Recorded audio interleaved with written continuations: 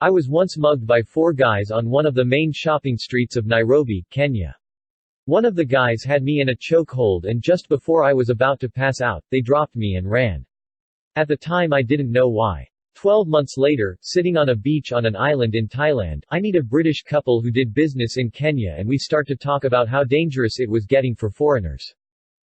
They described an incident the year before of turning a corner and seeing a white guy being mugged and a shopkeeper rescued him by hitting one of them over the head with a bat.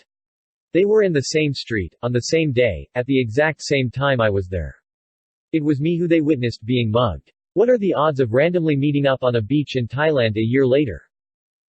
I sold my LSAT study books to a half-price bookstore. 2 years later, I found them on the bookshelf of the man I would later marry. My dad went to university in England, and has lived in America for most of his life after that.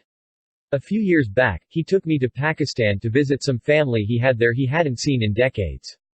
As we were sitting at a McDonald's on the beach in Karachi, a man walks up to us eating and asks if my dad went to Reading University in the 80s. My dad answers, and turns out they were roommates their freshman year 3 decades ago. And they randomly passed each other. At McDonald's. In Pakistan. My first semester of college, I moved out of state. I was first to move into the apartment and had a few days to myself. After orientation I found my new roommate sitting on his bed. When I introduced myself, he asked where I was from. When I told him, he said, "I used to have a friend named Simon." I said I used to have a friend named Will. We were best friends in first and second grade until his family moved. As a college sophomore, I went on a trip to France by myself. I was sitting in Notre Dame Cathedral, listening to music, when a girl I dated in high school sat down near me, totally at random.